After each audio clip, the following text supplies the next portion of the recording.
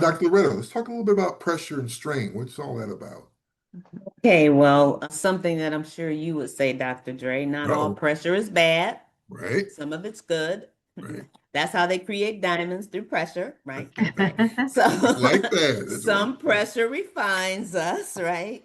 But how do you help leaders tell the difference between productive pressure and destructive strain? So, Dr. Dre, why don't you answer that for us first? Oh boy. And I do think pressure. I think a little pressure is good. I do. I really do think. But I also, as you brought out, I think it's got to be productive pressure, right? Something that stretches you towards something, right? Taking you to the next level. I think without pressure, productive pressure, there's no growth in that process. So I think a little pressure that's productive is a good thing. Destructive strength grinds you down with no finish line. And again, so I just want to be very careful and just put out there. I do believe in pressure, good pressure, positive pressure, because it has a purpose, it has a season.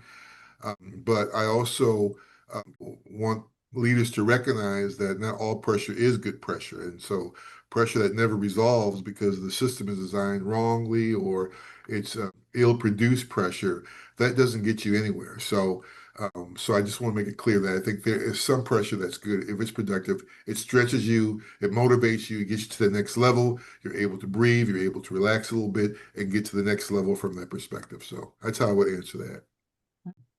Dr. Sherrill?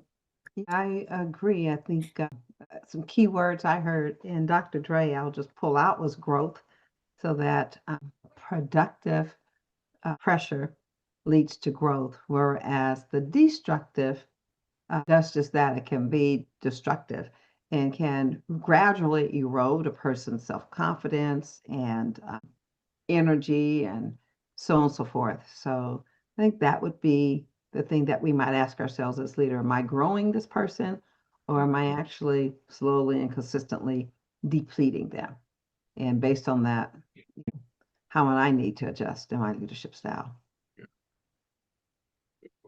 Right. I agree with both of you that productive pressure, I think sometimes it can almost energize you to want to do more for people who like a little bit of a challenge.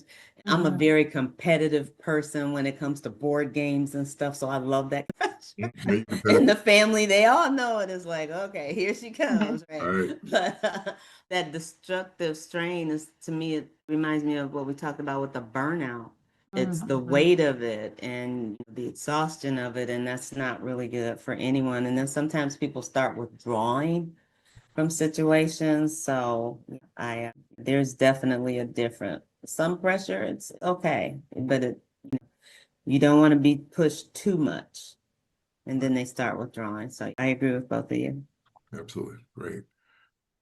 Dr. Cheryl, how about you? What would you talk a little bit about recovery discipline before we take a quick break?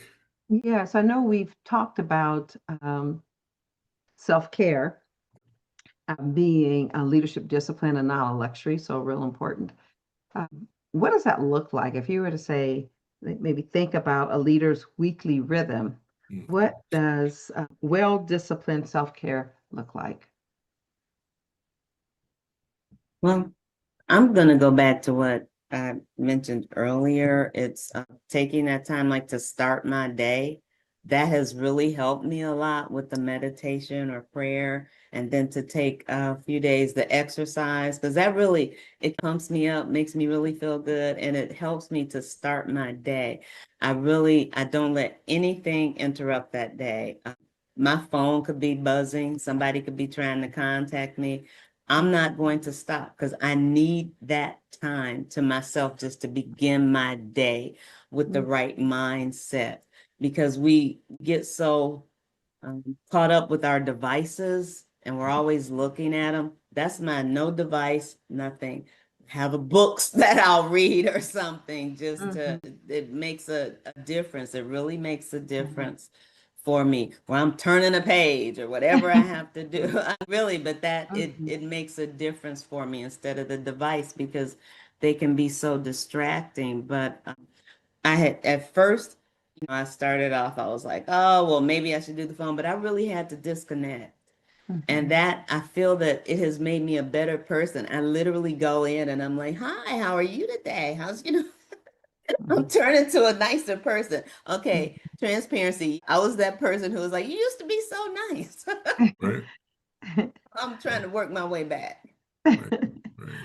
Thank you, Dr. Loretta. How about yourself, Yeah, Doctor? that's great. I would think what Dr. Loretta has stated. I think for me, you know, it looks scheduled, not spontaneous, right? In other words, I want to be intentional about making time for myself um, in terms of the self-care. I think you have to put into your schedule, just like you put everything else into your schedule, put this piece of time into your schedule as well. So block a time where I can reflect, think about what's happening now, think about where I need to go in the future. And so I think that's important is to look back and examine what's depleted me, what was draining for me, how can I change the game moving forward.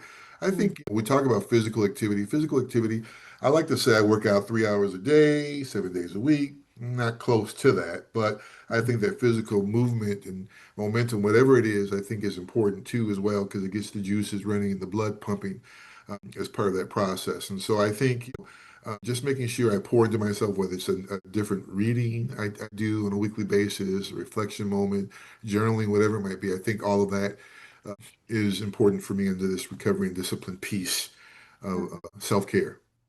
I agree with both of you. Love the meds, love the scheduling. I Yeah. know for myself, and I think that's important for us to recognize who has access to our calendar Oh, because that's good. sometimes knowing who has access to our calendar, we may have to block off or we may have to communicate to them how to block off or Right. what's our rhythm. I know for myself, I really need 30 minutes in between appointments. Okay. So those who are doing my calendaring for me, when they're looking, then they know that's my cadence because when I finish one appointment, I need to maybe take notes from that appointment. I might want to go to the bathroom, might want to grab a snack, and then I need to read what I need to read to get prepared for the next appointment. Right. So if I don't have time in between, then I'm either not capturing what I need to capture for the meeting that just ended, not getting myself refreshed so that I've gone to the bathroom and do what I need to do so I can be attentive during the Right. upcoming meeting. And then I might need to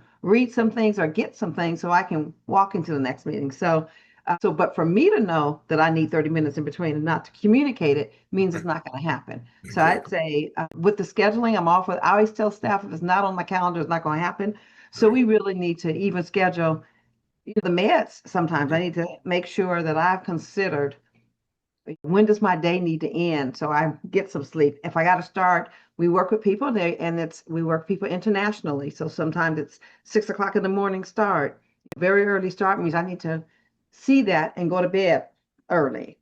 So all those things, but it does go down to being intentional, or we Mhm. don't get our meds, meditation, exercise, diet, and sleep, or we may not necessarily get the prep time we need to reset and Right. be at our best. Love it. Yep. Love it. Yeah, Excellent. I'm Excellent. glad you said that too, Dr. Cheryl, about needing that break in between meetings and people who schedule your calendars. Because if they see that open spot, oh, she got time for a 15-minute meeting. Right. And it's No, like, I don't. no, you don't.